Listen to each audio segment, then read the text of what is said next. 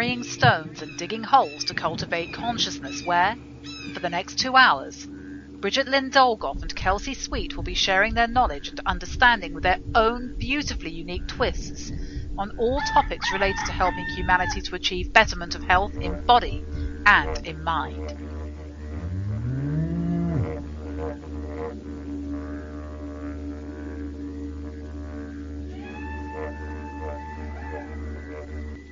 Settle yourselves down on this fine Saturday evening.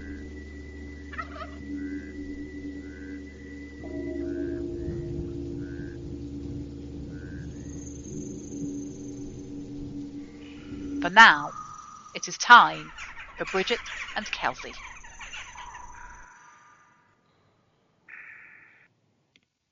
All right, everybody. Hey, it's Kelsey and Bridgette in Studio B on Revolution Radio, freedomslips.com. Hey, we want to draw your attention to, donate something nice called moolah, fake moolah, fiat money. To the several ways you can donate. Zazzle.com. Pick up something from your favorite host, a t-shirt or a mug. Also, you can go to donation on the website, freedomslips.com, and you can click on that, and you can find a way that you can use your ATM card or your credit card. If you scroll down all the way to the bottom of the page, you'll be able to find information on how to roll it in the snail mail, and you can send a check or money or something like that. And then also we have a little pinkish red button right on the website that says Patreon. You can click on that, and then you can have a little something, whatever you feel like, come out once a month. $5 sounds like a good deal to me. All right, so also while you're over at freedomslips.com, you can look into Studio B. Scroll down to the 8 p.m. Eastern Standard Time. That's where you're going to find our thumbnail and our little advertising for our show. If you click on the picture, there'll be a back page, and then you'll be able to pick up all kinds of information about Kelsey and me, Bridgette, and contact information and all of those things. So travel on over there. Take a look at everything if you aren't over there already. So anyway, hey girl, how's it going? Speaking of travels, how have your travels been? Hey, that sounds kind of smart alecky. Hey, that sounds real smart alecky. Well, on my comedy insanity. Routine. It was actually, it was pretty crazy. But it was almost didn't get home. So, but I did have a lot of thinking time. We've been kind of talking about that sort of on messaging. We'll talk about that a little bit more in the show today. And so everything seems to be balancing out pretty good though, which is good. That's good. I think today's been a pretty good day. Yeah. Well, I think, Mars is out of retrograde, Mercury's out of retrograde. And so, things are rolling along. I think even Pluto's out of retrograde right now. That's a lot of forward momentum. Yeah, so it could be good. Could be good for the holidays. It's helpful. Yeah, I started pulling out some Christmas decorations today. The kiddo got super, super excited the other night because we started driving around the neighborhood, and a couple of the neighbors, I think, have gone a little all out this year. I think just for 'tis the season, and kind of warmed everything up. But with the toddler, it got him super, super excited. And as soon as he got home, he's like, "Let's set up Christmas." So he had to wait a couple of days, but I pulled everything out today, so we're starting to get in the ho ho ho spirit. Yeah, well, I mean, he's 4, so finally. It's fun with the little kids, Yeah, now he's kind of really grasping the whole thing, right? Yeah, well, his birthday's right after Christmas, too, so this time of month is, like, present galore for him. He usually gets, like, a good solid 2 weeks of, like, family and presents and food and all kinds of stuff, so it's fun. But I tried to, for him, since he's got that Christmas birthday, my tradition with him, we started it last year. It's like a mommy and kiddo trip. So with COVID this year, it'll be a little bit tricky. It'll be not neat to get them into the mountains or maybe find a little cabin or something like that. But last year we drove down to a little ranch just outside of Las Vegas, some Airbnb, and we stayed the night in a teepee, and they had a like fancy little setup outside, and so we roasted marshmallows, and it was fun. It was a little chilly, but we made it work, and they had the like propane heaters inside of the teepee with little mattresses and some books and drums and rattles and all kinds of fun stuff. So that was cool. Awesome. Yeah, Well, we'll see it's always good in a teepee. I loved it. Just the setup that they had, or that they have down there, is pretty neat. And they've got a couple of little tiny homes that they set up for Airbnb, and I can't think of the name of the place off the top of my head, and I kind of want to keep it to myself. Little secret getaway. Yeah. It was fun. Yeah. They had the ranch there, so we got to see horses and cows the next morning, and chickens and goats, and they had little miniature horses, and we were like the only ones there, of course, because it's like the end of December, and so we got to ride a little miniature horse, and so that was fun.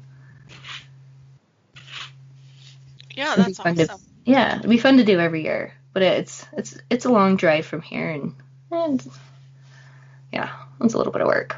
And then COVID stuff makes everything kind of tricky, but going to a different location every year I think would be fun.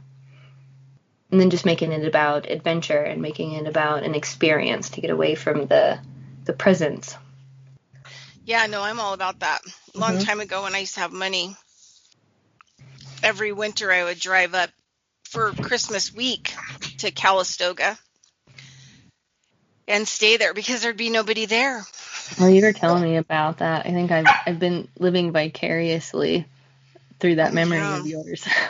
And so I would just go hide out my birthday is on the 18th.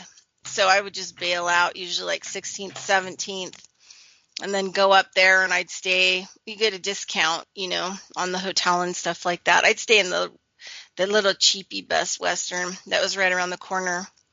And then from Indian Springs, they had this killer, detox resort, Indian Springs, Calistoga, and they had these huge outdoor, mineral pool, and then they called it the Inhalarium, which is a steam room like right off of it, and these killer loungers, and then they had a little private area with a pond. They called it like the Dragonfly Pond, and if you got services, you could go out there with your little robe and pass out, and they give you like water. But I'd get like a mud bath every day because it was the most detoxing thing ever.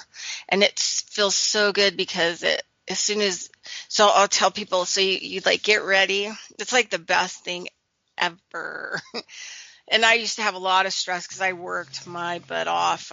Back when I was doing this, I had a huge private practice and I was booked 3 months in advance. So, it wasn't easy for me to actually take time off. It was impossible to date, because you just, you couldn't do anything. And I'd work like 5 to 6 days a week. And I was also doing consulting for some alternative health clinics for upper echelon people. And so I would go down there and I wouldn't talk to anybody. Nobody would call me because it's the holidays. Everybody's too busy. So I would just like sneak out. And so you get there and you can get massage. They had a really good reflexologist. So I'd have like one of those treatments. I try to go for lots of treatments, the more least expensive ones. But it was only like $75 for a mud bath. And this is everything that you got. It detoxed your skin unbelievably. Like when I would come home from a week at Calistoga, I literally looked 20 years younger. Because I was hydrated, all the dead skin was exfoliated. I was like thoroughly detoxed. All my muscles were, relaxed. And so you go there, and you go in there and then you take off all your clothes and they give you this huge like cotton, really nice towel blanket wrap. And then they wrap it around you and then they take you into the mud room. And a lot of the mud baths are kind of sketchy. They're kind of like too watery. These people, are like the masters of the mud bath, because they boil it after each person up to like 300 degrees. And then they put in like a huge amount of lava, ash nutrient into it.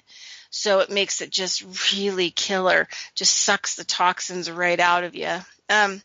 And then what happens is that, you're standing there, so they take your towel away and you're standing there, and then one of the ladies will wave you over, and they kind of sort of make a little area. They move the mud around, and then you flop in, and you're like floating on a cloud because there's no bottoming out in the clay because it's so deep. And then they put clay on top of you, really thick, heavy clay.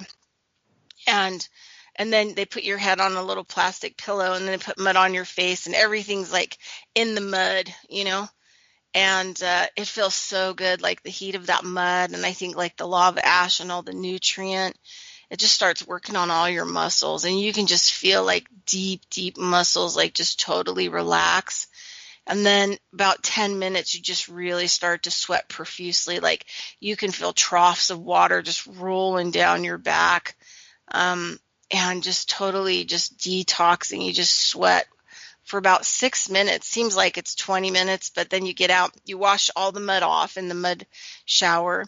Then they put you in this bath in a hot, hot springs water bath. And then they give you like a little board with little finger tools on so you can clean the mud out of your nails and stuff like that, and a little pumice if you want to get the little stuff off your feet.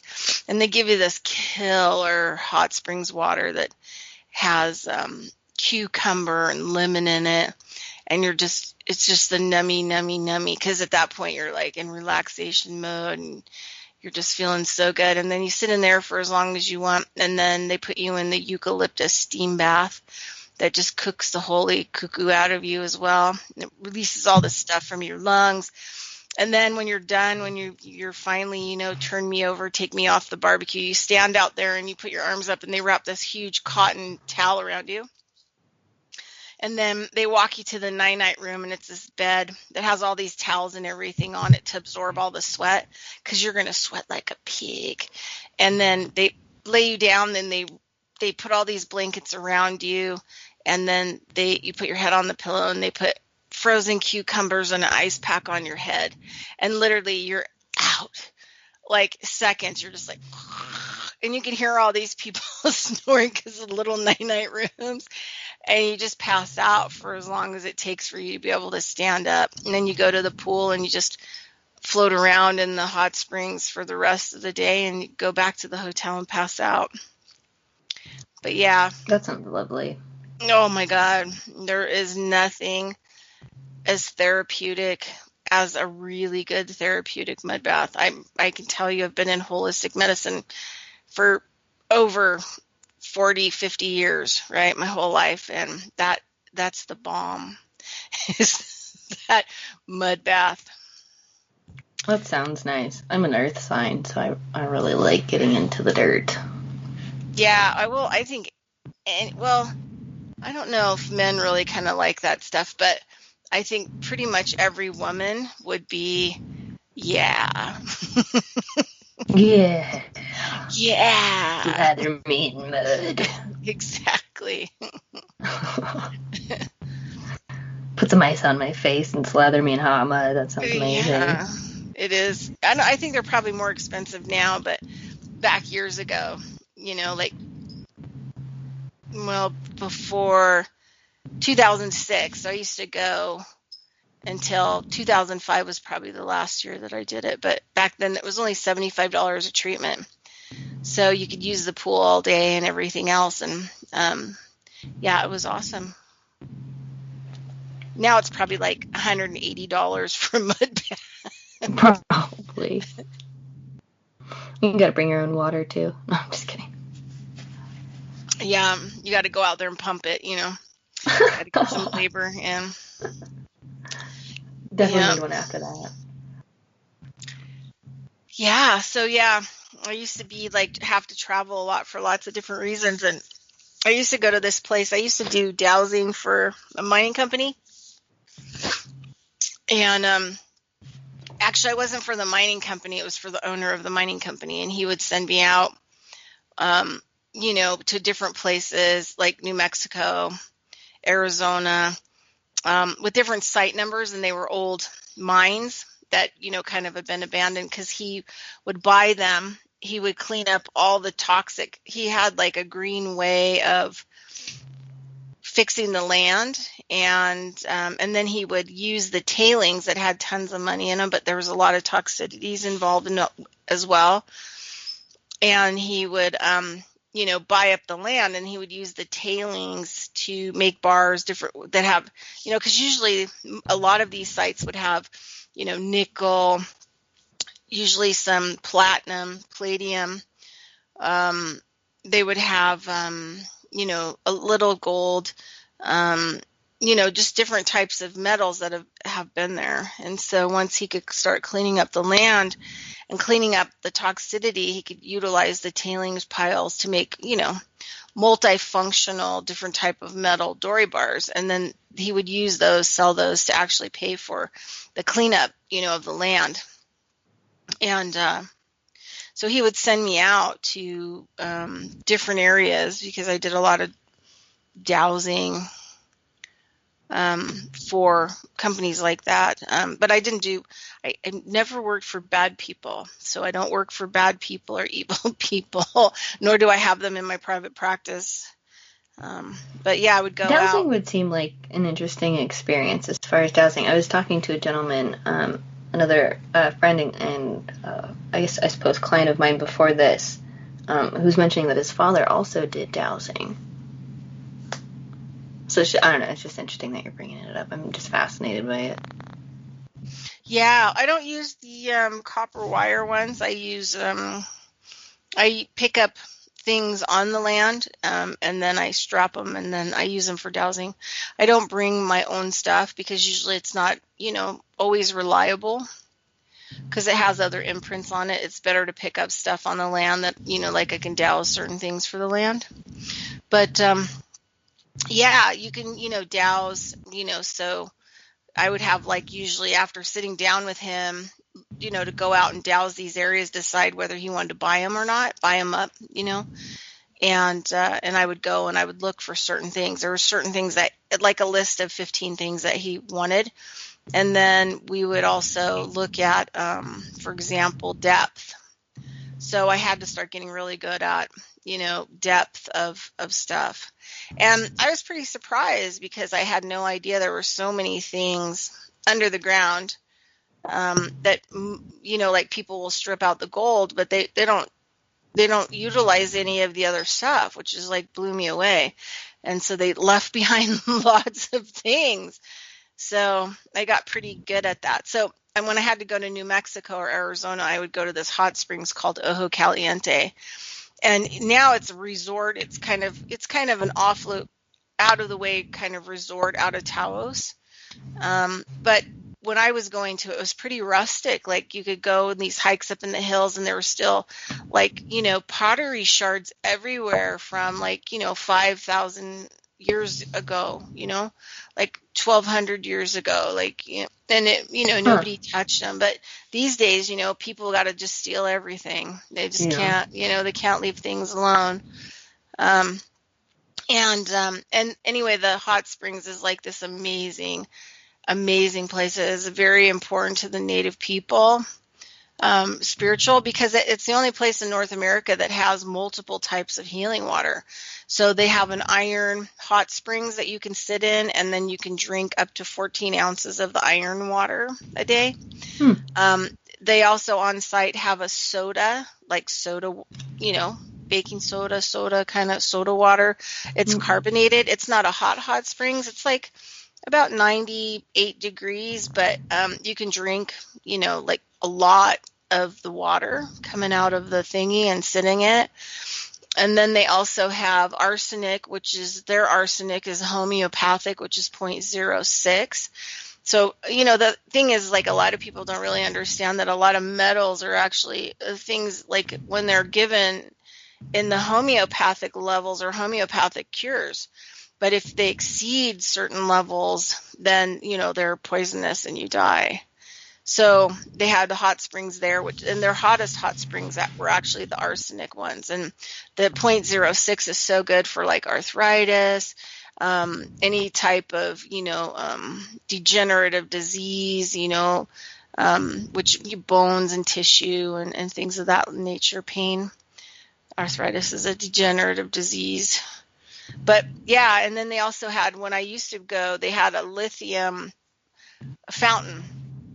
They didn't have one, the water that you could sit in, but they had a lithium fountain. And so you could drink up to 14 ounces of the lithium water from the fountain. But the resort, when they came in and built it up, they took the lithium out. Because the other thing about lithium is that lithium is, an actual medication these days. So it's regulated by the, pharmacy.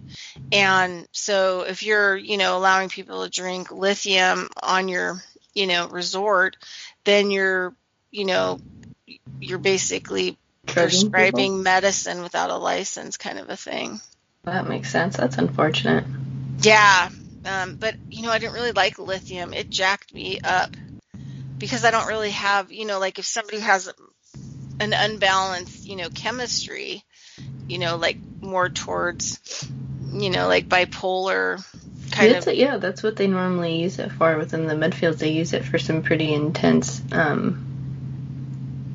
mental disorders like that. Yeah, chemical. Yeah, regulating your chemistry of your brain. But yeah, so when people would drink it, that have like, bipolar or different things, they usually calm way down. But when people don't have that kind of problem and you drink it, you get jacked up. Like, you're just like, okay, I'm going to go outside and run around this resort like 20 times. I was totally jacked up for a couple days. They were like, how did you like the lithium? I didn't.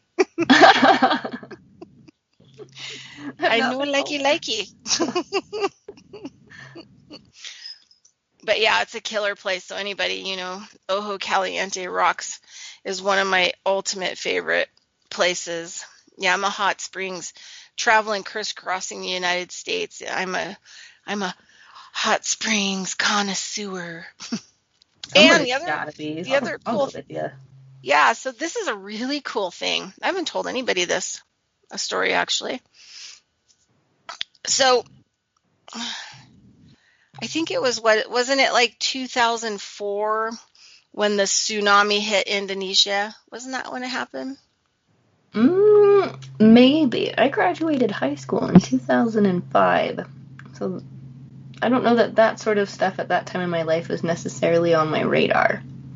Yeah, so whenever it hit, so I had gone, so I was like in Ojo Caliente. I was there in 2006 because I was moving to Texas because I was going to do a program there, a reboot on the brain, a manual reboot. I was taking a class there, so I was kind of it was 2006. So anyway, I was in the Iron Hot Springs, and there was a native person there, and there was a few other people that were local.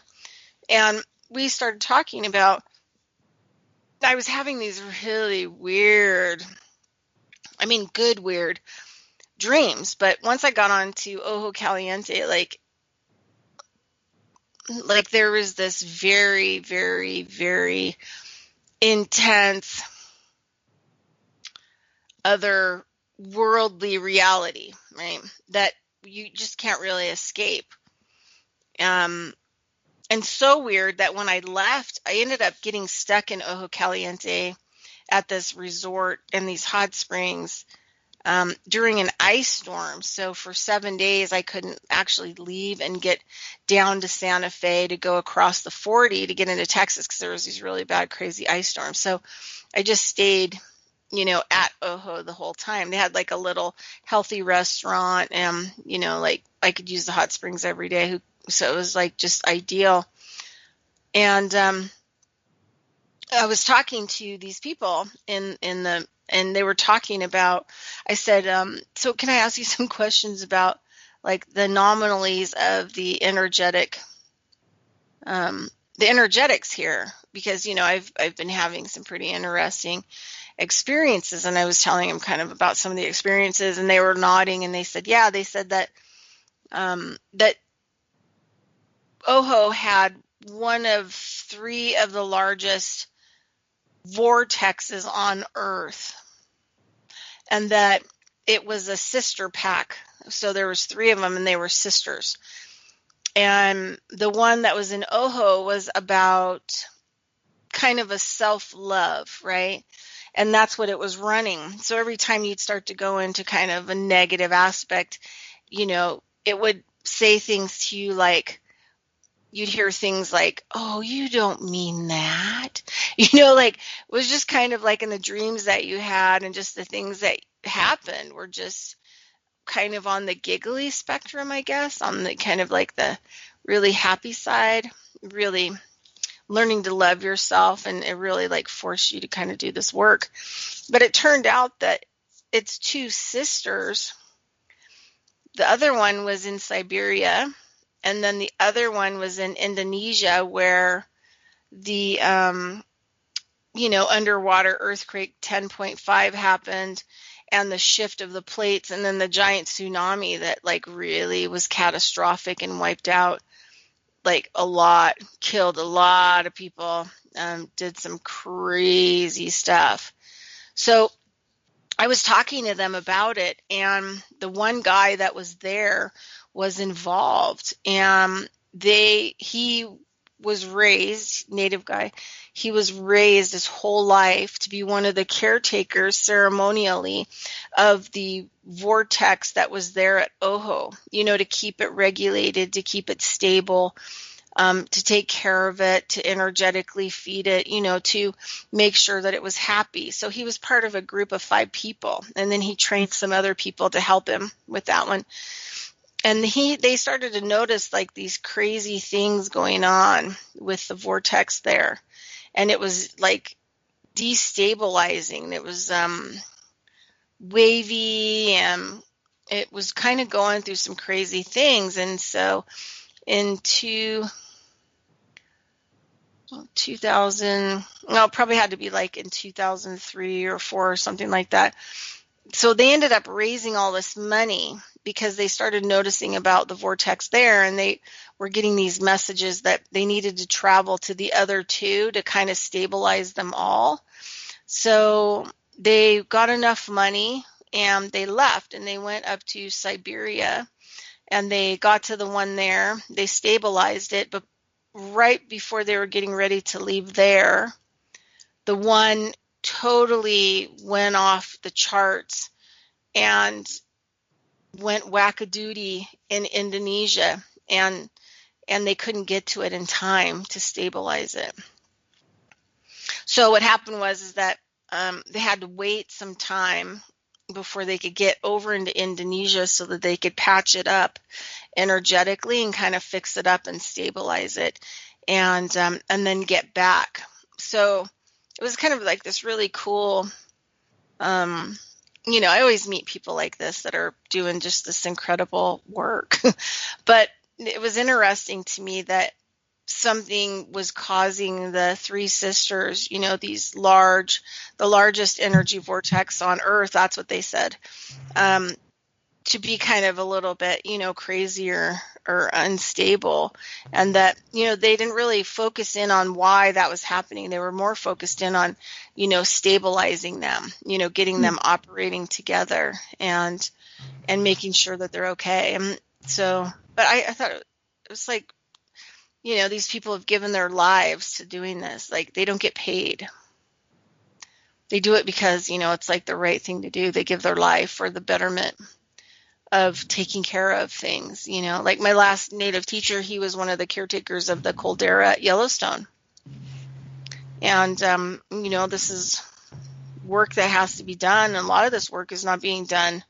And people, that's why we're seeing like so much stuff on the earth, and a lot of these earthquakes and just a lot of these things happening is because the people who were trained to be the caretakers of these big energies, to help these big energies, to run and be in balance, and to regulate them. A lot of these people are no longer around, and they didn't really have anybody to pass this medicine and information down. And I suspect, that also that a lot of the younger people are not interested in that. They're interested in getting to the city to make money. They're not interested in the actual old ways of, keeping the planet sound. How is the energetic work done? Or like, it just depends. It just depends on what your tradition is, and it just depends on what you've been trained to do. I mean, sometimes you just got to. The cool thing about things that I've learned, in the native way, is that sometimes things are just done on the fly. You know what I mean? You see a problem, something's going on, you got to make the decision to get in there and take care of it. And usually, once you start opening those fields and you start talking to the beings, that are also there, and you start building communication with them, you'll know. They'll wake you up in the middle of the night. They'll mislead you to go to a location. Well, I remember in one of the shows that we had talked in, I think it was over a year ago, and you had your radio show, and I was talking to you on there, or you were talking to me on there, and you'd mentioned something similar to that in terms of, like, the idea of language comes through, or just, like, lack of cultural concepts as far as trying to get people to grasp onto those ideas. It's kind of challenging because we've got a lot of those big energy vortexes here where we're at in northern Nevada. There's similar things that I feel could be, or are definitely in need of being re-energized, and especially with this oil, because we were talking about this about Silver City the other day, just in terms of how much toxicity and pollutants are in the ground, like enough to kill people, right? Like, just there's the, I guess what I'm getting at is there's the side of me that is very drawn to the energetics and then the spiritual side, and then there's the other side of me that's the empirical research scientist. That's like, where's the empirical support to find that? And I think it's that, like, what tools of measurement or what ways of thinking and re-relating to the environment can we incorporate, or can we start to focus on, or like, how do we apply technologies to this, but in a helpful manner? I don't know. Just talking. Well, I think the thing is like, I think we have to change our whole thinking to medicine, and like, what is medicine? And to a lot of my native teachers, everything is medicine. And, for example, one of my teachers, we did a lot of water healing ceremonies to raise the vibration of the water. And we, did a power ceremony, and we also did a fire with it, also did fire ceremony along with the whole thing. It was a couple days that, people brought water to this location from all places. So they brought them from their sick rivers, maybe from the ocean beach, from where they were at. A lot of this water was in the jars, and so we put it onto the altar. And once, it's ignited in that way, once it's prayed over, once it's brought in like another being, like a living being with respect and honor, it starts to change, how that water feels, so then the people can take that water, they can go back and dump that water into the waterways, right? Because now we've imprinted it, raising it to a higher level, releasing, whatever may be in it that may not be good. And it was interesting because there were somebody that took a little bit of this water, we combined it all, and then one of the grandmothers actually handed it out in the jars to each person that wanted it. And we heard stories that people would actually take it to other people, and people were bathing their eyes with it that were going blind, and I mean all kinds of crazy stuff. And And people were having these just mind-blowing experiences of healing with this water. And I've taken ash. I mean, we're appropriate. Obviously, permission is everything. But a lot of these heavy ceremonies that I've been in, I always try to take some ash with me, and I put it into my medicine buckets. And then when I need it for something, you know, like I'm called, sometimes when I was traveling a lot and I was doing a lot of earth healing ceremonies and medicine work, I'd have I call them my shaman buckets. And I have all kinds of things that from nature that have been gifted to me. And I would make, you know, medicine bundles. I would make, you know, all kinds of different things to heal areas. I would have all these different medicines that I could use, you know, in my ceremony. So I could just dig through my buckets and figure out, do I need more water? Do I need fire? Do I need some earth? Do I need this? What could I add into here? And, you know, I had gotten really good stuff. Hold on one second. Okay, can you just keep going for a minute? Keep going. I got a knock and the dog. But I'll be right back. The dogs are calling. Yeah, just hold on 1 second. Okay. Well, I'm taking over the radio show now. Just kidding. No, I always find that these things are super fascinating, especially when it comes to making the bundles and stuff. And I don't know, I've connected with people over the years who have sent me tools and have given me tools and things. I'm just fascinated with the idea of how like placebos work, right? Or how the mind can take the idea of healing, or there's the concept and the idea that our healing begins and self-healing begins with 95% of our belief systems and our abilities to think that these are going to heal us. That's why prayer and intention and things are so important. Well, and I think it goes far beyond that, because it goes to, you know, like what we can't see. And I think, you know, there are placebos, but I also think that, you know, that we can kind of create with our mind. I mean, think about it energetically.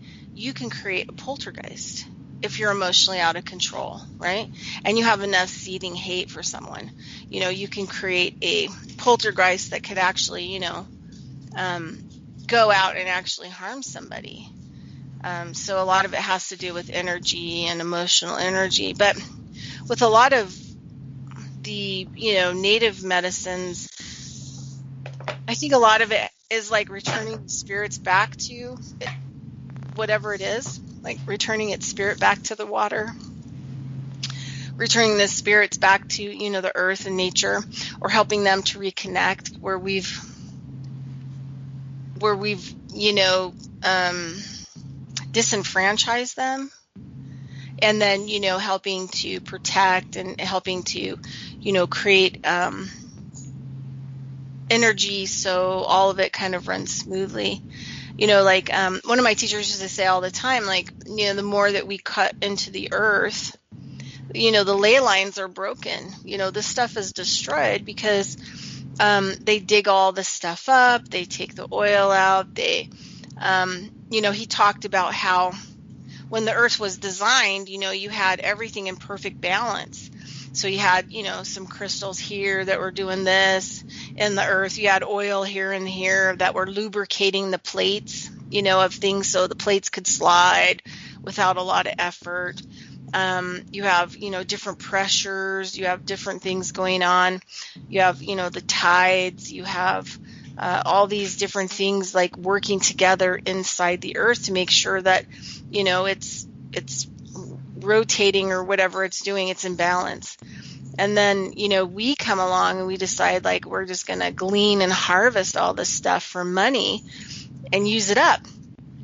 And we wonder why the earth is in such bad shape, you know, and why her, you know, like we have meridians in our body, anybody that does acupuncture or acupressure. But the earth has those too, but we would call them ley lines, right? But we've cut through them and destroyed them and cut the things out that, you know, create the balance or perfectly, you know, create that constant vibration or frequency, right? How all those things are kind of working together, and they're not. And so a lot of his work was about how do we go back in and using his earth healing ceremonies to actually create like an acupressure point where you release all of the original sin, so all the murder and everything else that had ever happened there. So that's a pure point. And then what you do, you link it back up to the center. So his idea was creating the Star of Life pattern, that basically that's what the earth is if you have all the things connected. And so he started at the Tetons as the center point. And so all the ceremonies that would be done, then he would link those back up, creating new ley lines and new meridians, so that the earth could actually start coming back alive and regenerating, so she could get in the game and fight with us. Earth acupuncture could be a new thing. I love it. I did a lot of it, actually. Earth acupuncture.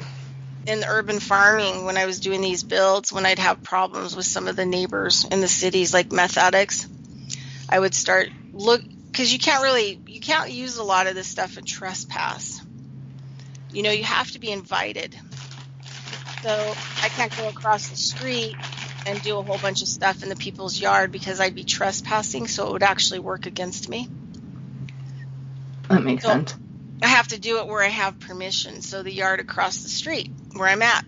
And I have to start moving around and putting different iron stakes in the ground. And sometimes I'd plant trees or whatever else to get rid of certain neighbors in the neighborhood, you know, for the highest and greatest good. So that would permanently kind of get rid of them. But what I started to notice is once I started connecting an acupuncture point there, that it didn't just stop with across the street. Like, I could keep going in that one yard, and I could activate across the street. I could activate, you know, at the other end of that city. I could activate, you know, 2 states away. And then I started noticing I could activate something in the cosmos. Then I really started realizing like how it's all like connected. It almost sounds like dowsing in a way, or sky dowsing. Can you find things that way too? Is that a thing? Yeah, I don't know. Could be a thing. I guess it depends on if you want to spend enough time, like, you know, creating it or learning how to work with it. I mean, I have worked with shamans that have built things, let's sort of say they're in the sky, but not in the sky, sort of in the sky. So this that would be kind of like within like this realm of consciousness, right? Or like something like more ethereal, perhaps. Yeah, yeah, something that's multifunctional, that's unseen. But his whole deal was that he hated this. He was kind of like a city shaman guy. He had studied with some really old traditions, but he was kind of stuck in the city because he had to come back and help his dad. And he hated this energy that was coming from the south towards, he could feel it and he didn't like it. And he didn't really get, you know, this is where native people and native trained people differ than white people. White people get so like stuck on, well, what is it? What does it mean? You know, they're so like, you know, like moth drawn to the flame almost, huh? They're just like, what's the problem? They're more engaged with the problem than they are a solution. Where like native people are people that have been trained shamanism, or they stay away from that because they consider it the negative. So they don't want to make it more negative. You know, they don't, by, you know, pulling it apart, looking at it, trying to figure out, you know, what it's made of. They don't really feel like that's going to solve the problem, right? So they just automatically go to the focus of a solution. You know, that's the way that they differ. So, you know, like this guy just noticed that there was energy coming up from the south that he didn't really like, that radiated kind of at night. And, you know, he didn't really care where it was coming from exactly or whatever else. And he started doing some constructing of alternative realities. And so what he started doing was physically and energetically creating a multi-dimensional concrete that he could paste into the sky to block that energy that was coming towards his house.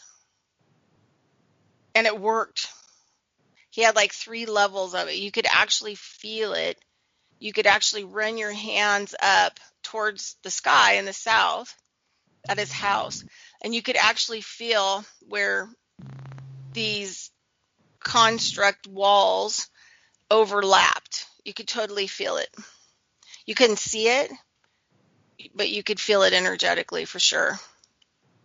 I think especially with our culture, we get so wrapped up into using our eyes.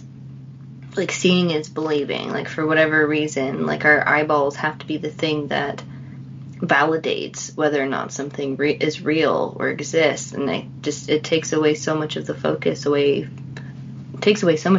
from all these other senses that we have. Or the ability to, like, see beyond something or to see through something.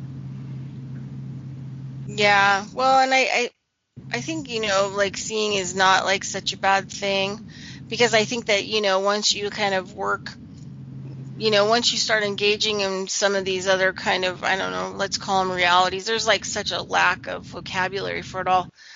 You start to see everything, what's in front of you, and that, for example, a couple summers ago, Jen and I were at the river, and we're walking across the river. She's swimming.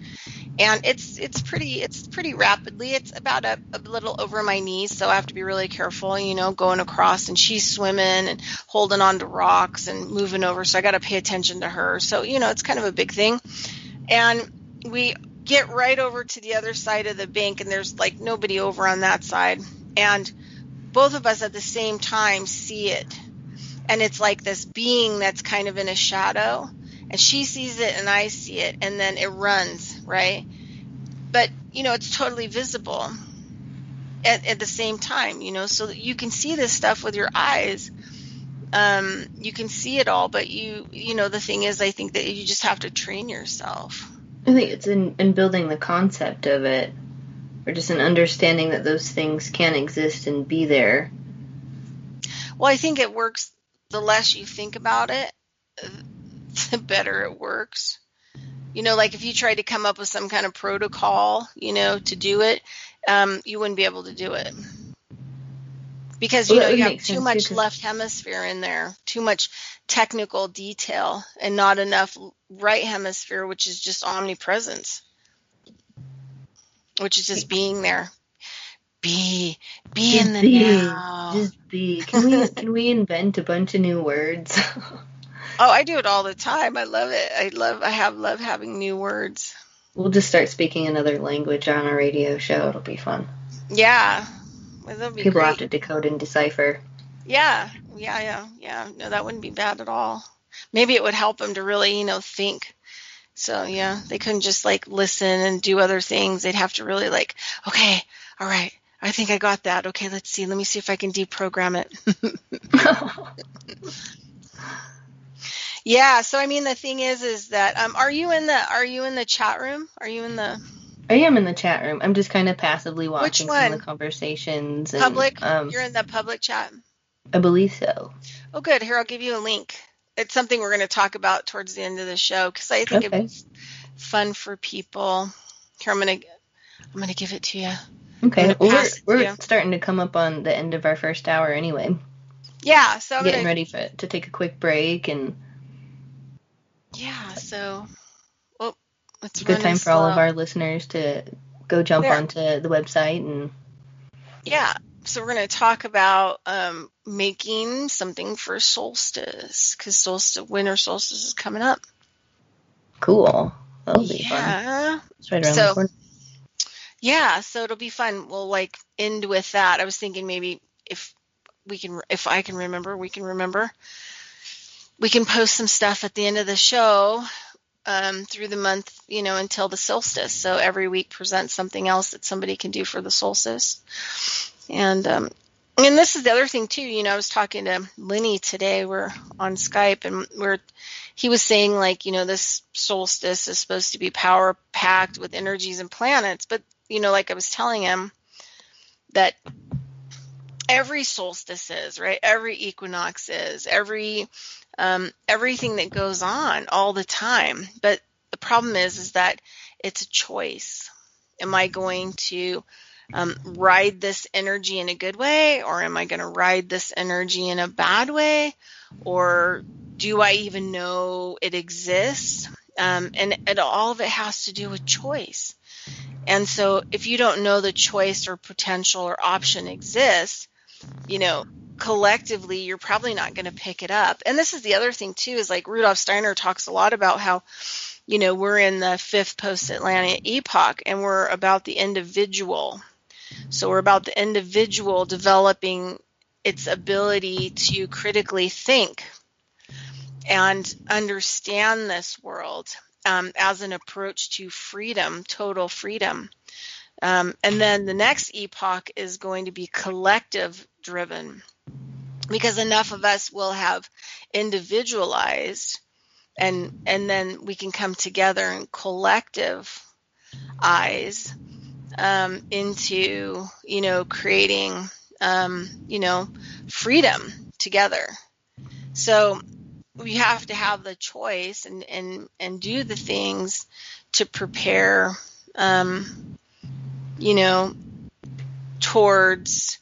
towards these things if you want to utilize the energy for transformation.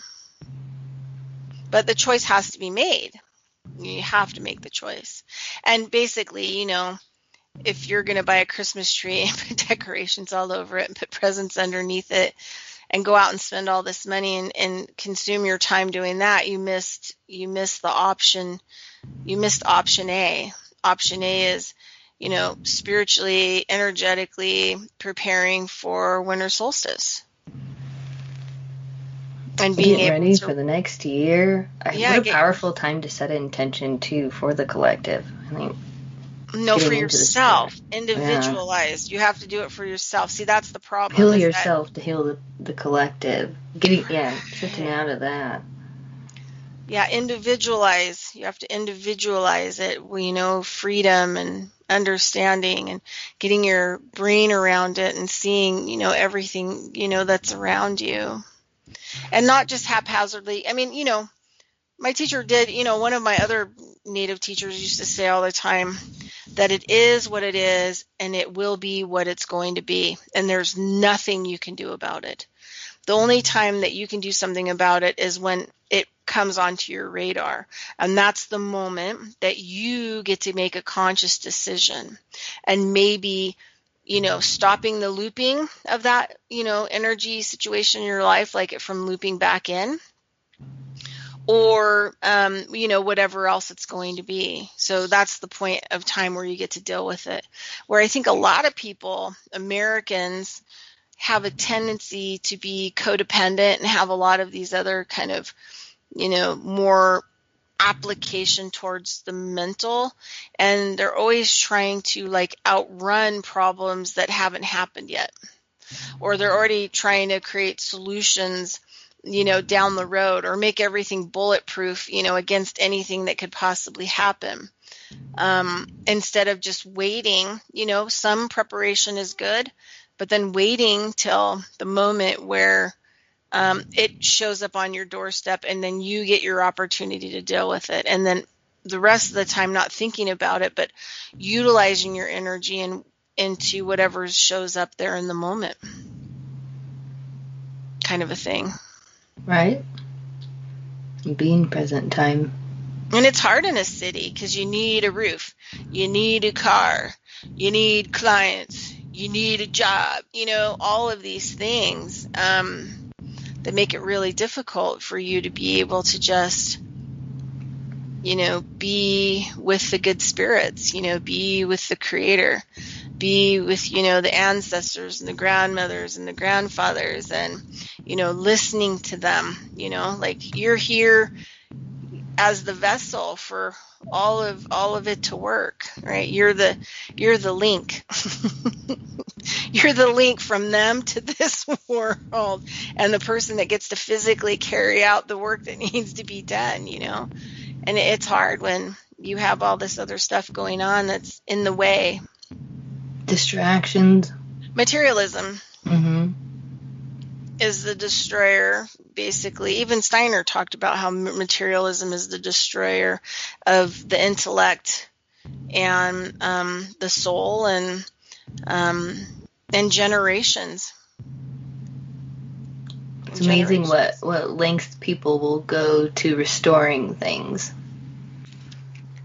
But I don't like. There's materialism versus like the material world. Like to be in harmony with the material world and to reap the benefits and the rewards from it are good. But you're right, it all has to be in a balance. Yeah, and it's hard to let go of the material world. I mean, it's a long, slow, arduous process, because if you do it all at once, you're going to end up under the bridge, and that's not exactly, an ideal place. But hey, I think we have a break. All right, everybody, it's Kelsey and Bridgette, and we're in Studio B. Digging holes. We're digging holes. Stones. Yeah. And we're doing some consciousness. We're cultivating something out there. We just can't tell what it is. Cultivating a mud bath in my brain is about where I'm at. I know. Yeah. All right, we'll be back.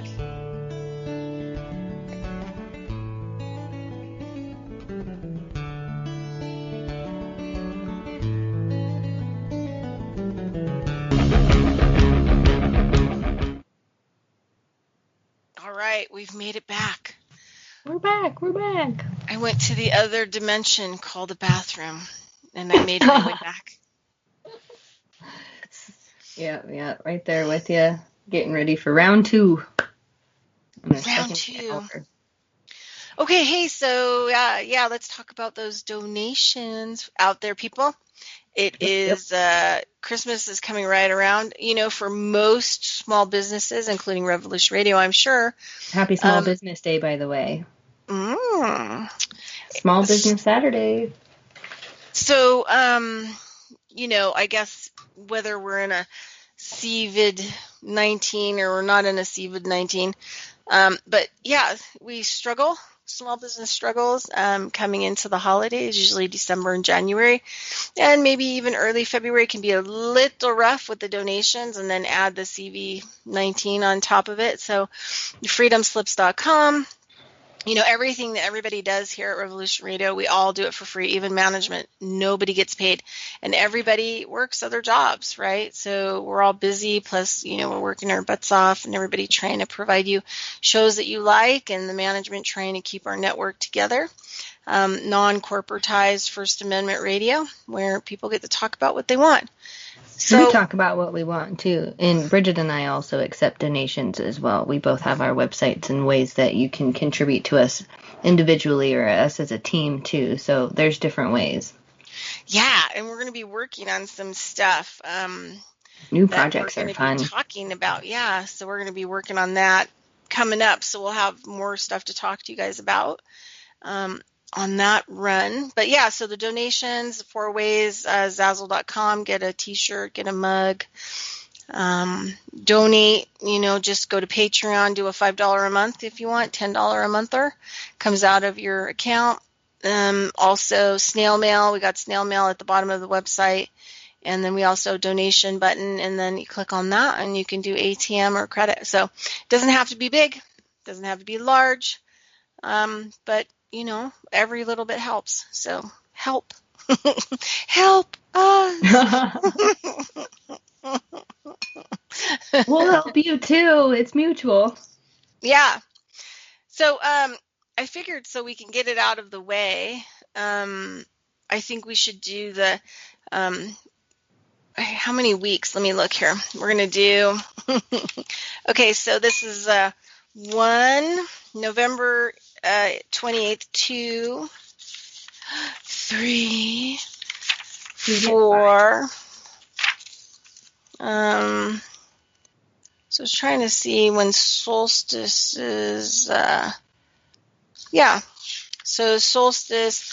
So we're on the 1, 2, 3, 4. So we're on the 4 weeks, 4 shows to solstice. Okay. So we're going to try to present some stuff, probably more on the native end. But I sent Kelsey a link to put in the public chat. So I'm just going to blab off the website, it's just going to be a lot easier. And this might be something, that you want to do. And so, always permission is really important. Respect is really important. This is done, 4 days before solstice, before your little solstice, little celebration. So it just talks about,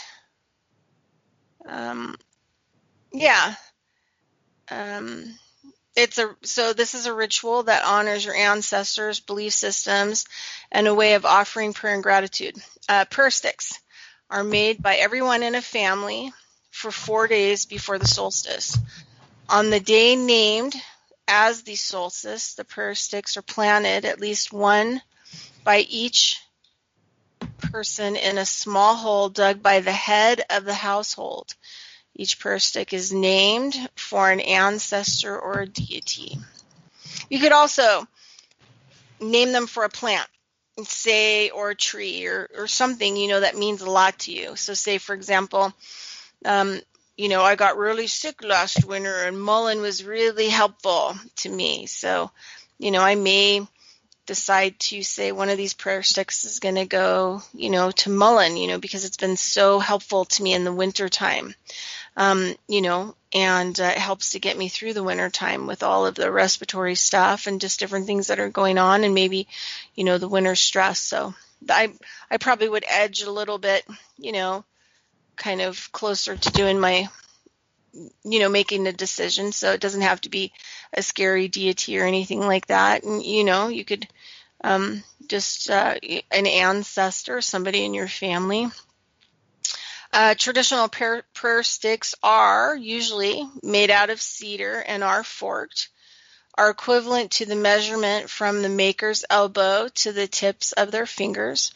So mind you, each person that's making their own prayer stick, right, they want it. So if you have a child that has a smaller arm, right, you want to allow that child to make it from their elbow to their fingertips, right? Adults, their sticks may be bigger. And are taken from a tree that the maker feels connected to. So maybe you have a little tree in your backyard, or you have a special little forest, that you go to. Remember that if somebody owns the land, that you have to acquire permission from them. Otherwise, it is trespassing and spiritual trespass. So you want to make sure that you're using medicines that, have permission, that weren't stolen, right? It's not good to use stolen medicine for things. Tobacco is offered to the largest tree of the same species in the area, and permission is asked to take parts of its relative. So basically what it's saying is, you're going to look for the grandmother who's the biggest tree, and you're going to go talk to her about asking permission to, take some parts of its offspring, her children, basically. Leave her a little tobacco offering. Really good way to do a tobacco offering, especially if you have kids, is you want to take a nice clump of, tobacco, and loose leaf tobacco. You're going to put it in your left hand, because the left hand is connected to the heart. And then you can take your right hand and put over the left hand. Sometimes I like to pull it close to my heart, and I like to talk into it, or put my lips on it, and then put my intention into it. And just say a little prayer like, thank you so much. I always say thank you instead of going into long, arduous prayers. Thank you is just the easiest and the best thing. And then, give your offering on the ground, and you can, toss it around. You can throw it down in one lump. You just do something wonderful with it. You can also use other things for offerings. Say you have some white sage around, you could crunch it up. If you get a really high quality native corn flour, you could even use a little bit of that, corn seed.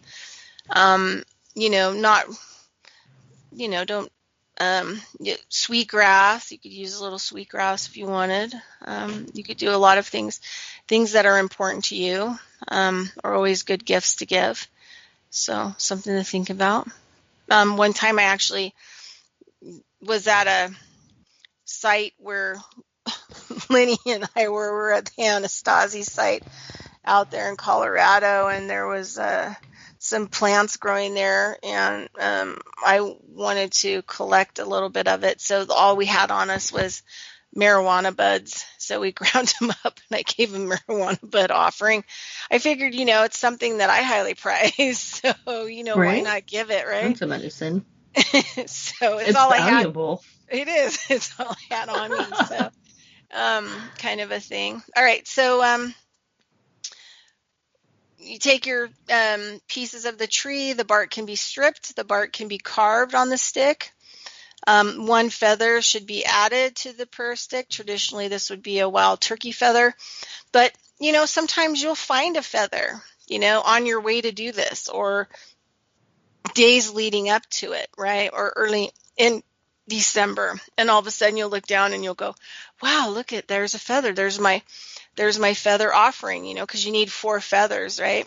For, To keep your each eyes stick. and your mind open. Yeah. Yeah, you might get a goose feather offering. And the spirits of the animals, they would like to participate, so they would like to sometimes gift feathers. So stay on the It's alert. interesting. Yeah, and to read and look into the metaphysical properties or the spiritual meanings behind those specific animals or birds, I've always found that really helpful too. You can just Google something and it'll feed in a bunch of different information, but I think it's helpful. Yeah. Okay, so now we're going to do what's called a prayer bundle or a medicine bundle part.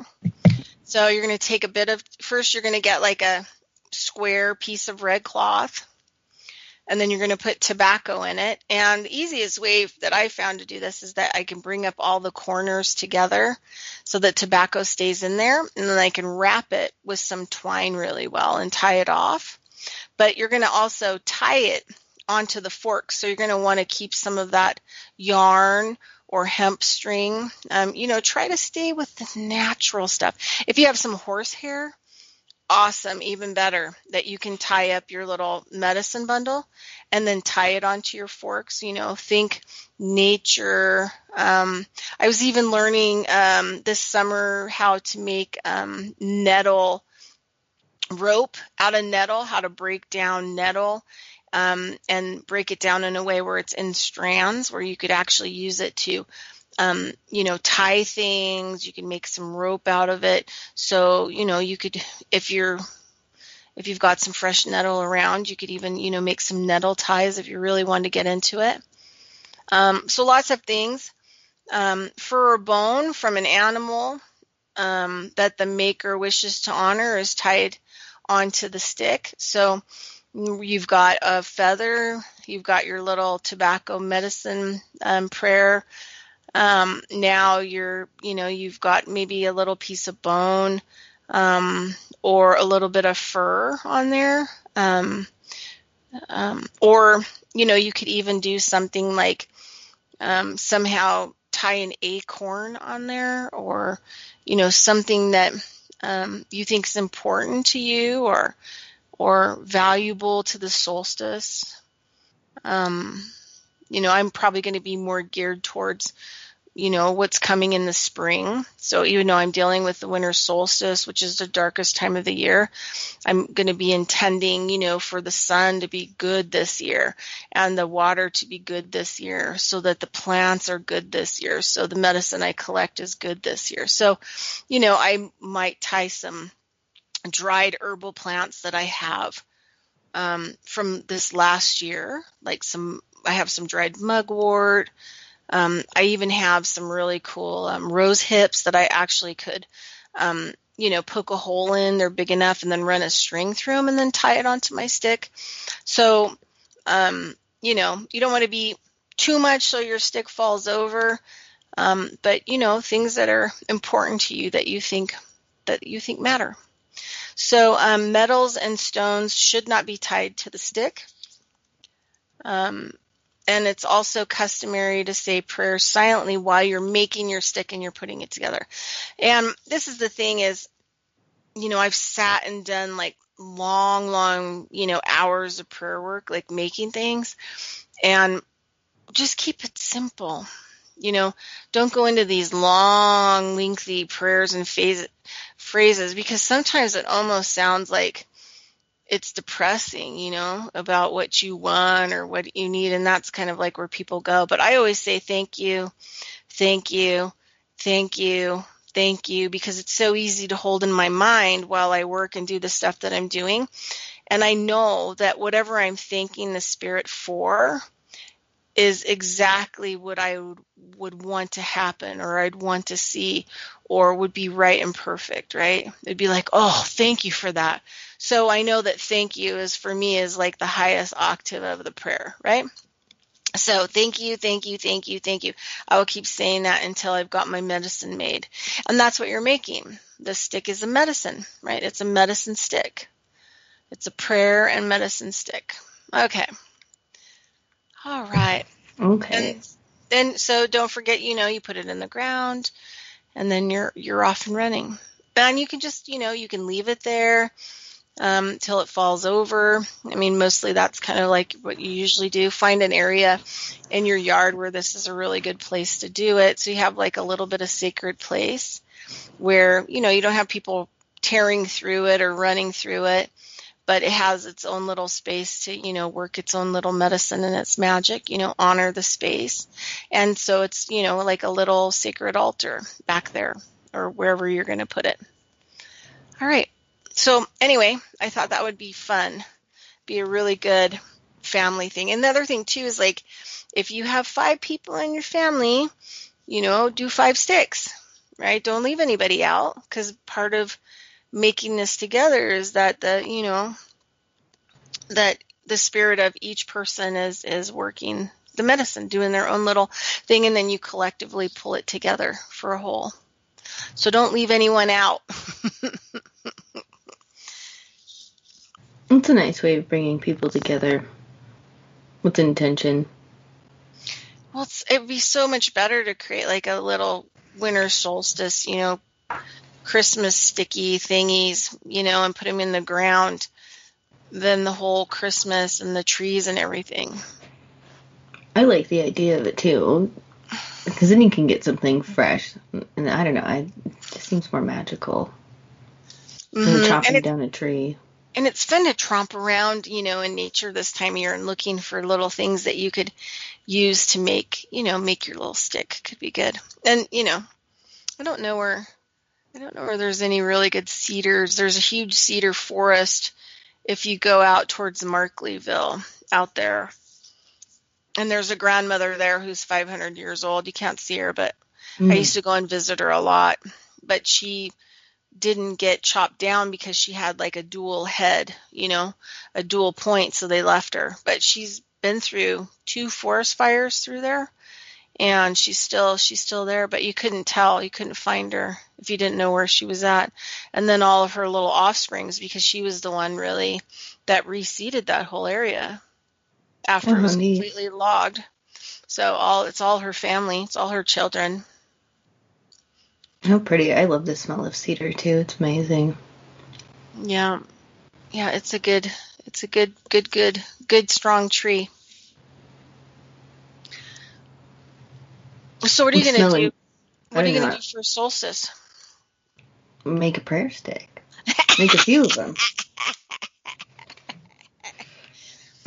You could always make I've got a couple ideas for it. Well, I've got a stick that it's a prayer stick that's been undecorated, and it's one that I've had for, I guess, since I graduated from grad school, so probably like 7 years now, and I carry it with me everywhere. It's just kind of there, but I've yet to adorn it, and I've yet to put the intention into it. And it's got a neat little knot handle, and I found it on the beach in Pacifica during one of my intensives for grad school. So I think that might be a part of it too. But I've been listening to a lot of like different readings online and astrology readings online, and trying to pick apart different things and comparing different ways people do YouTube channels and stuff like that. And there seems to be this common theme kind of within myself as a Taurus, in the Taurus energy of stepping more into myself and letting go of a lot of different insecurities and things. And I think it's definitely a collective energy as well, in terms of getting rid of the stuff and whatever that no longer resonates in life. And so I'm just putting my thoughts and intentions into just thinking different and being different and stepping into a new phase in life, and just taking this opportunity with the state of the world to make my next moves much more intentional than they have been. Not that they haven't been in the past, but I think instead of like casting the net in my life, like I like the idea of the stick for this, because like fishing poles keep showing up in my life. Going fishing, my dad's like, let's go fishing, and seeing fishing. And then a dear friend of mine has given me a fishing pole, and I've yet to put it together and to go use it. But I think there's something in, instead of casting the net, taking the time and being more patient and intentional and waiting for the right fish, catching the big fish out there. Because I think all the pieces are there. And so it's just exciting to get to put these pieces together, and I think talking to you more about new projects and things like that too, or just, I don't know. I think the solstice this year is going to be neat. Yeah. And then like my son this year too, he's a lot more, because, well, he's going to be 5, so within like the realm of psychology, we come to our self-consciousness, between like the 2 and 4s, and so he's just very, I think, much ready for this kind of stuff too. So I'm really excited to get him more involved into it, and just as like seep a little bit deeper. Teas keep popping up into mind, and putting together like packages of stuff, or putting stuff together and containing and finding new ways of, I want to paint more too, like lampshades and furniture and stuff like that, but repurposing. So maybe solstice is about repurposing this year. Yeah, well, I mean, that could be a really good thing. I mean, in the 4-season cycle, this is why I can't wait to have land and farm, full time, because I want to do everything by, the native way cycle, which is, in the winter time, you get to hibernate, and you get to take care of yourself. You get to take care of yourself, and you get to put all your food in the ground, right? So it like gets all this energy because you put it all in your root cellar. So your food is in the ground, right? Everything's tucked in, and then you can work on doing, the things that are important to you, and then you can figure out what you want to repurpose from your life, basically into the next year, because you're going to want to know what you're going to want to plant in spring, right? What are the things, what seeds are you going to repurpose from last year, and what new seeds are you going to bring in, and taking that winter period, to slow down enough to figure out, like that's not really what I want anymore. And I think I'm gonna try this, so that you're ready when spring comes and you're ready for everything to be planted. As an artist, I like to do my repurposing through collaging and through like making books with found objects and like puzzle piecing different things together.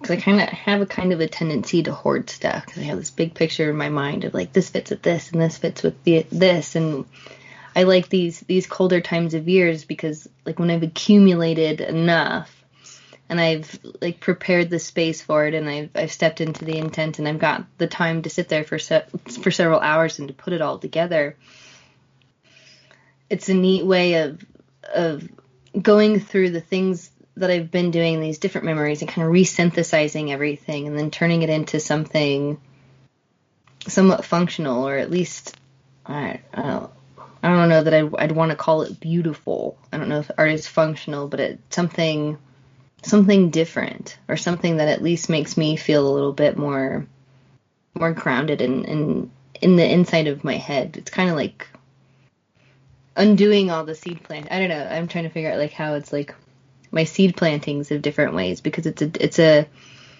like in creating the art piece and trying to make something intentional with it. It's like, what is the idea behind this, and what am I trying to say with it? And if somebody else sees it, how's it supposed to affect them?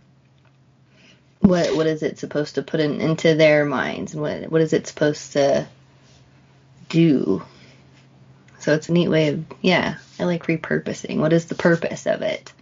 And creating the purpose. So what are you going to repurpose emotionally from this year? Personally? That's a big question. Because I think like the biggest emotion is the stress.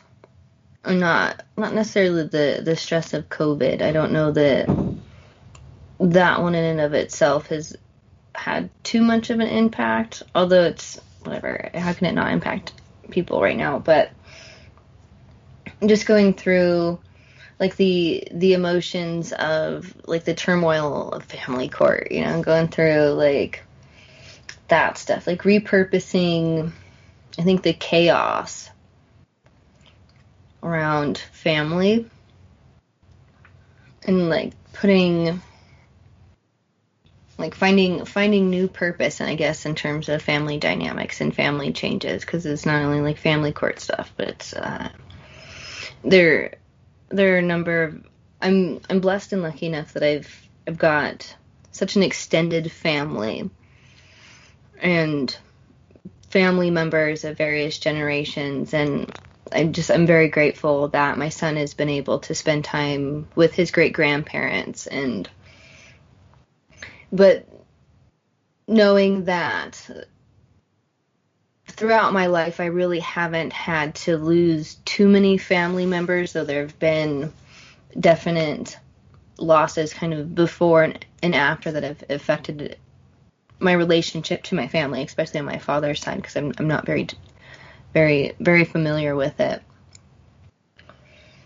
But I think in terms of just repurposing what family is, and looking at the people in my life who have also, in that extended family, who have been more like family and all that, I think, especially in having a kid and wanting to plant roots somewhere and wanting to cultivate the sense of home life a little bit different. I think that's where my repurposed emotional energy is going into. Like, how can I bring my gypsy heart into the ground, or how can I put it into one entity, basically, but still be fully connected to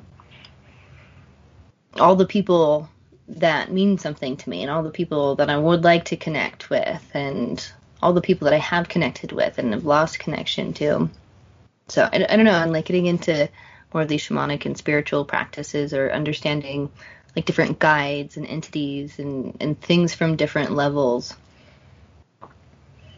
I think there's just like a sense of ego that gets repurposed within that, for sure.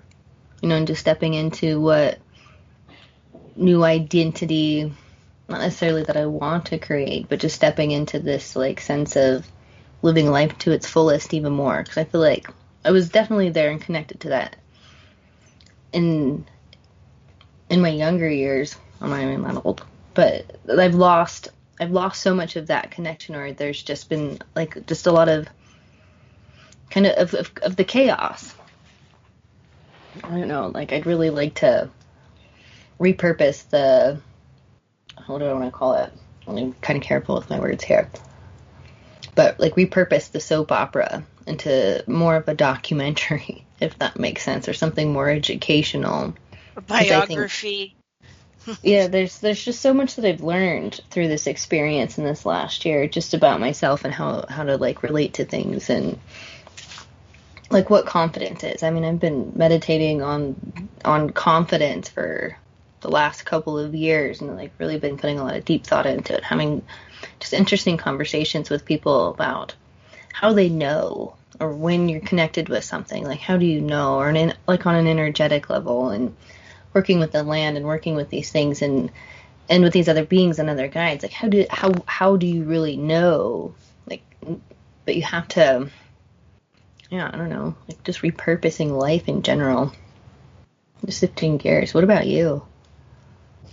I keep, going over. I've been thinking about, so I'm in these classes, these anthroposophy classes, and I just got a killer magazine. It's called Being Human. It's from the Anthroposophy Society of America. I think it's their quarterly magazine. But because I'm taking all these classes for 10 months, once a week, and the practices, I get a membership or whatever else. And I've been taking a lot of anthroposophy medical courses this year, and then also upgrading my osteopathic credentials, which has been really intense. Huge amounts of credits. I think I took way too much educationally but it all kind of, everybody's teaching online because they can't meet in person. So number one, it saves me a ton of money from traveling, right? And number two, I can do it in the comfort of my own home, and I can have people to work on it or whatever else. So saves a lot of money. It's convenient. Yeah, Otherwise, I wouldn't. It's great. Yeah, and another thing is I wouldn't be able to take these classes, if I had to travel to France to take some of these osteopathic stuff. So anyway, there was in the class, I don't know, 3 weeks ago, I guess, maybe. So there's these sections in the anthroposophy. It's more like psychological anthroposophy. And so, I don't know, 2 months we spent on freedom. We had different speakers that would talk about lecture, for like a while. Then we were also doing these social art biography classes, digging kind of deeper into our psyche and talking about communicating a lot of the stuff. Well, now we're on the love series. And so we had our first lecturer like 2 weeks ago. And it's this woman, Lashmi, I forget how to say her last name, but she's from India. She became a doctor, pediatrician in India, and then she founded a pediatrician school in India, and then now I think she's in America, and she's kind of like involved in Waldorf education, so she's in the Steiner kind of thing. But she has this really cool thing, which doesn't always work with Steiner stuff, modern Steiner stuff, where you're bringing, kind of other religions and spirituality, even though they say it's okay, there's a little bit of confrontation that can be there sometimes. But so she was talking about love, and I just loved what she had to say, because she said, I'm not talking about romantic love. I'm not talking about any of this stuff. She said, I'm talking about the energy that's needed to light up gray or to light up the darkness, without you getting in there and, having to battle with it, like love as a color. How do I color the gray? How do I color the darkness? Which is like so beautiful, because it's like non-confrontational. It was funny too, because when we did the biography period, the next week on Lashmi's, lecture and what we thought about, it was funny because I got kind of deer in the headlights from the other practitioners, because I was trying to talk to them about how I understand this and shamanism, and like how I'm going to develop this whole idea, and they were like total deer in the headlights. They wanted to talk about politics and their anger, and how they need to find love instead of anger because they're so mad at the conservatives. So I can't even tell them, I don't say anything about what my political standings are. I just smile. Yeah, that's really nice. But, it's amazing to me, like how nobody really understood what this woman was saying. And so I thought it's so amazing, because I'm not like a love person, I don't even really like that word. Love. No, I'm like, it's so overused. I don't know. I feel well, I'm funny not about I'm just lovey not dovey. I'm not like that. I'm not a kumbaya kind of Lovely person. wuggy cutesy wootsy. Yeah. It probably might get kicked. No, I'm just kidding. Anyway, but I loved like how she was utilizing the word love to color. Like, what kind of color do you want to create? And how do you apply that color to the gray? You know, when you're walking up to a situation or people and you can feel the gray, you can see the gray, you can feel the darkness, you know what I mean? You can see the darkness. Like, how are you going to color it? And so I just really thought shamanism is such a great thing because I can develop an intentional energy field, you know, with a color. And how great is this? With my aura drawings, or like when I do aura or biofield readings with people, I've come up with like drawing this rainbow map. I get a feeling, like I feel color around people, and I create a little color map of how I feel, and then it gives me all this information that I can synthesize and give back to another person. It's kind of fascinating. Yeah, so, you know, generating power in my own hands, creating the feeling of it, the color, the vibration, the intention of it, and then just being able to shoot it into the gray, all over the gray, you know, and also the darkness. And, you know, it may not heal it, it may not fix it, but at least I'm not confronting the gray, and I'm not confronting the darkness. I'm not trying to get it to change. You know, I'm not trying to pull it to the love side. But what I am doing is I'm infusing it with energy. And so it's so much better because nobody, number one, knows I've done it. And number two, I don't have to get into a dialogue with other people. And I don't have to do anything. It can just be like a hit and run. And so I've been thinking a lot. Color acupuncture. Exactly. Jab colors that people like create like an energy ball of you know, hope, and put some turquoise and pink and whatever else in there, right? And then just lob it over into the situation, and then just keep on walking without having to. And because that's one of the things that I'm really noticing about people right now is that everybody wants you to believe what they want you to believe. And if you don't, they're going to fight with you. And I don't even want to get caught up in that. So how do I, you know, approach the gray and the darkness, and then how do I infuse it? And so I've been kind of working on this whole idea, which is so like nonviolent, you know, and non-confrontational. And the best part is nobody has to know what I'm doing or how I'm doing it. And I don't have to convert other people into a belief system, you know, causing further division, right? Causing further emotional, because that's not going to help people to find love or to be in love. It's going to cause more upset. It's going to cause more anger. It's going to cause more confusion. But if I can just color it, if I can just intentionally color it, even if it's just enough, even if it's just a light little spot in the darkness of color that gets left, somebody's going to have to walk through it, right? They're going to have to get some on them.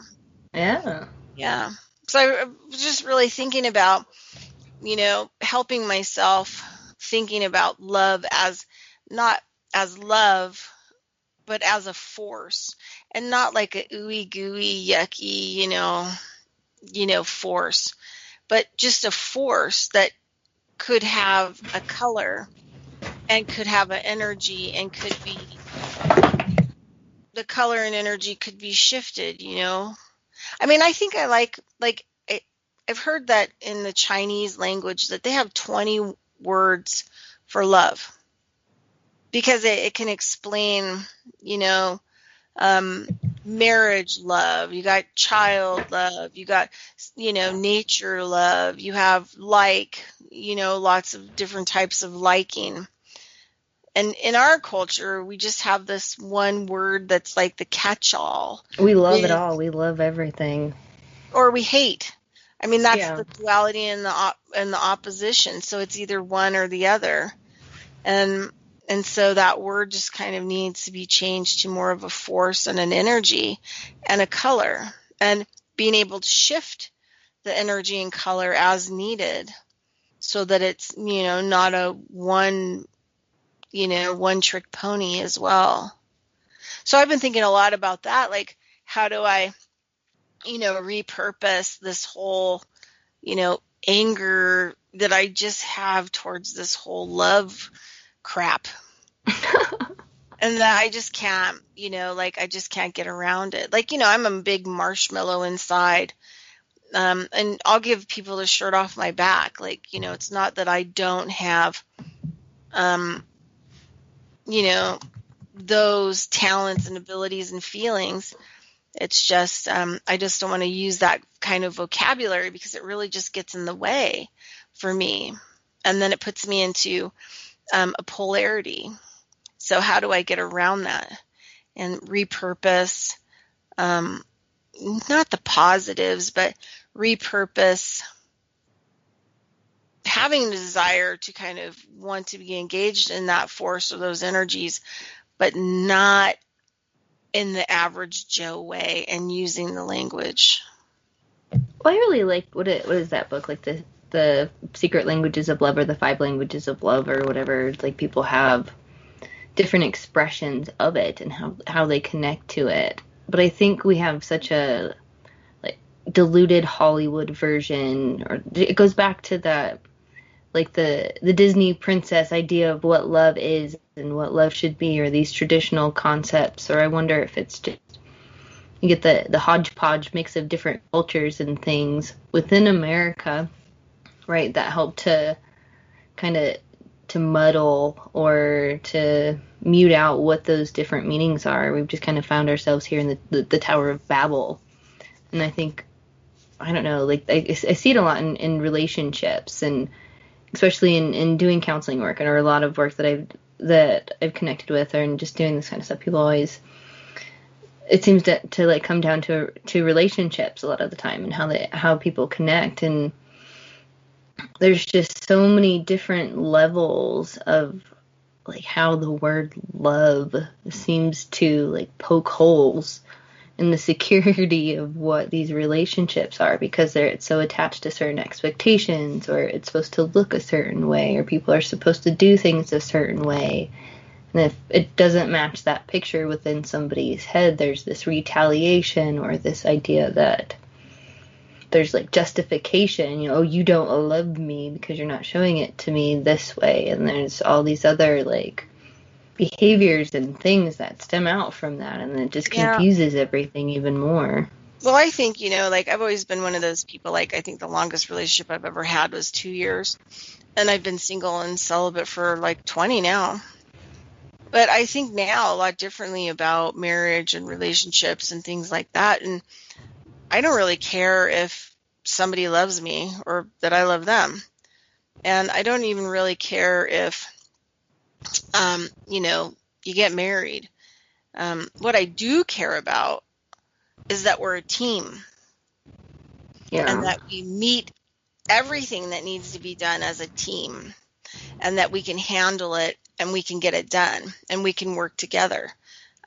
Because, being on farms and having done a lot of farming, you really need a team, because there isn't always a lot of time to go out for a romantic dinner. There isn't a lot of time to, go on a vacation together, right? But the importance is that those animals that you have are being taken care of. The fields are being taken care of, that everything is being taken care of, and you have 2 people carrying that work out together, and problem solving, how you're going to deal with, the rough patches or problems that just poke up. And how you assist each other in managing that. So for me, like in my life, I think less, all that other kind of stuff. And I think more team, because I could easily, be married and have my own room and bathroom, Yep. At this point. But the thing is that the team is vital. The team and being able to communicate is vital. I had a friend of mine who's a Marine. He was so funny. he would say things to me like I'd go on to these long, lengthy stories trying to explain something to him. And he would go, okay, like I'm a Marine. Okay, tell me in 4 words. Explain to me in 4 words. Right? Tell me what you need to tell me in 4 words, not 20-minute story. 4 words, because I need to know what it is, if I need to participate in it, if I need to fix it, and how to do that. And he said, so, tell me what you need to do. Tell me it in 4 words. And I realized, like, that's really all you need, is like, let's just get to the point of the communication. We don't need to drag all the other stuff involved. Like, how can we rapidly, discuss this, get it done, and then move on to the next thing, instead of, and I think in relationships, people just roll around in the thick of it, and nothing ever gets accomplished. Rolling around in the thick of the sheets. No. Well, just everything, like, like there's this martyrdom, and there's victimhood, and there's these really creepy roles that Americans play in relationships. I mean, I look at this like, how women are designed to bait men, and how far they're willing to go to dress nice, to have a nice car and all these other things, and put themselves out and about, where guys are going to be. And I mean, some of these women have like an $8 an hour job, and they're like $300,000 in debt. Right. Because they got to have some fake boobs, you got to have the fake eyelashes, you got to have the makeup, you got to have the outfits and all the clothing, and to get the guy. But the whole thing is fake. It's what you've been trained to do. So you're like this little tasty worm on the hooky, down in the lake to attract, the fish, the big fish. And I think, that's kind of just like, the whole kind of the American woman culture. Well, it sucks when you're not an American woman who fits that, or when you're not a woman who wants to be that. It makes it difficult to find relationships or to be in relationships, because I'm in my early 30s and I've never been married, and like... Well, the thing is I look at a lot of these guys nowadays, because of this whole thing going on with women that's all fake and phony. Then you have these men who've become metrosexual. I don't want a guy, like I like a guy with a little hair on him. Like a guy with no hair and has eyebrows waxed and all, and every, like, that's creepy to me. I've always wondered how people, like, what makes people, I don't know, why do people go to such lengths for that? I don't know. But I guess I've never had the money or the resources really for those things anyway. So those things have never really been an option, but I've never wanted them. So there's never been any drive to, and any time I've ever had other resources, it's always just gone back into art and education. Yeah, but me too. I've always been working and going to school, working and going to school, working, going to school, working school. Yeah. Yeah. So, I mean, the thing is, like, very rarely ever. Yeah, no, it's and this is the other thing too, is like, you think about, just the whole relationship thing. I think I was lucky. My dad was like, worst thing that could ever happen to you is you're barefoot and pregnant, because he was like World War II, he was in the military in World War II, and just like, how he lived his life, he's like, you're smarter than that. Get an education, travel, do everything that you want to do before you get married and have a kid. Yeah. And so whenever I was at that relationship point, and there was like maybe 3 relationships that were there, it could have, if it kept going, I, could have possibly gotten married. For sure, my partners wanted that, but then it would get close to the 3-year mark, and then I would be like, well, yeah, I don't really want to get married, and I know that you really want to get married, and you want to have kids, and you want to have a, 2.5 kids and a white picket fence and all that stuff, and I don't really want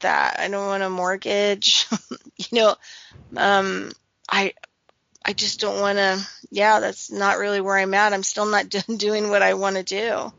And then I feel like with the financial side of it too, like you're gonna get married. Well, then you want to take on my student loan debt. That's not something I want to put on anybody. You know, like it just seems like there's so many different levels to what. I don't know. Marriage is such a strange concept. But then again, I come from a family where there's seven marriages between my parents. So, wow. and I've got half sisters. I have 3 half sisters and 3 step sisters, and so. As far as like and then I grew up in Reno, Nevada, you know, so it's the divorce capital of the world. And I think my great grandma, my mom's grandmother, I think she even had 7 husbands throughout her life, which is kind of, you know, very, very avant-garde for her time. But yeah, so the idea of what marriage is like is just, I don't know, yeah, love and marriage is just very, very different. And I think finding the people who vibrate at that, like the team, like you're saying, like finding somebody who shares the same vision and wants to dedicate all that energy to whatever and to feed into your life's purpose. Great, but to compromise that and to sacrifice that to try to appease somebody else or to not live in your own energy, I think that can be so detrimental. Yeah, I think, you know, like, I think the word for me, like, in a relationship, the thing that I'd want to be able to do is be able to respect the person I'm with. Like, Yeah. I want to be able to look at them and just, you know, trust them. And Trust also is so important. You lose be trust. able to respect them as a person. Because I think that's, to me, is way more valuable and way more important than love. Because I feel like if I didn't respect them, I couldn't be near them. No, it's hard So I to. could love them, but if I didn't respect them. So for me, I think like the highest, you know, relationship achievement would be, you know, me being able to look at that person and just be like, wow, you are so unbelievably amazing. I just highly respect you. Right. Just somebody to look up to, I think. But I think who also has like a mutual admiration back as well, because it's nice to have that level of respect returned. Yeah, but it doesn't have to be ooey gooey mooey love. No. You know, like I always think it's so funny. I see these, like, sometimes I'll see a commercial on the TV or whatever, and it's like these diamonds, you know, it's always get her a diamond or whatever else. And I always thought, oh my God, how I would know if I was with the wrong person is if they got me a diamond ring. Because I'd be like, do you know how many African people that you're like killed buying that? You know how many people African people are like working in those diamond mines and they kill them and they don't feed them and they do bad things to them? Yep. Diamond would be like the last thing I would ever want. What would you want? I don't know. I think just a commitment. Just the person saying, hey, look, let's commit to 10 years. We'll give it our all, and then we'll just see where we're at in 10 years. And if, you know, we want to separate, great. You know, we'll you know, set each other up, be like in a really good way, and so that you can continue to thrive. Instead of coming into it that, you know, you owe me, fighting over, you know, whatever it is that you have or that you build together.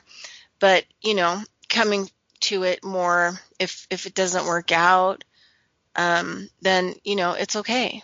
And, you know, I still want to honor and respect you, and I still want to give you, you know, what you need, you know, so we don't have to be angry about this, right? So let's just reevaluate where everything's at in 10 years. Or even Right. 5 years. We could set it however many terms, yeah. And then that way it's just, that's the way that it is. And then, you know, then you just give it your all, see what happens. And then if it's not workable, then we don't have to leave mad, and we can just split everything equally and, you know, just be on our way without hate or anger or violence or anything. Well, there's no possession in that, and then you're not anticipating that somebody has to meet some level of expectation. There's more freedom in that. And I think just trust too. Or it's just nice knowing that there's not, like, a nail in the coffin, so to speak. Or I don't know, it just seems when people leave things very open-ended without the term of, like, it has to be this way. And you force something, you can't force something to fit. Well, the other thing, too, is, like, I'm getting, every year I'm getting better at legal stuff. And I would just like to drop my own common law contract, and then the person gets to come with their deal breakers, this, that, or the other thing, and you get to come in with your stuff, and you just create a contract for 5 years. Sign it. Everybody, it's all clear what it is. There's no games, and then you just fulfill the contract. And then if you want to continue on after the next contract, then just, reestablish another contract. Well, I really like this from the last time. Could we put that in there? But I didn't really like this. Could we, negotiate that out? And then you just, make a new plan for the next 5 years. Right? Are we at the end of the hour already? We are. I was just looking at it. Already? It all goes by so fast. It does. Well, this was fun. This was a fun conversation. Oh, I always enjoy doing radio shows and having conversations with you, so it's neat to be able to share this out there with the world. Yeah, well, this is stuff we would talk about on the phone. Pretty much. Same conversations, pretty much, yeah. We're probably going to continue the conversation, I'm sure. We will. To pick apart in there. We got lots. All right, everybody. So. We'll see you next week. More solstice stuff next week. Yay. Bye. Ooh.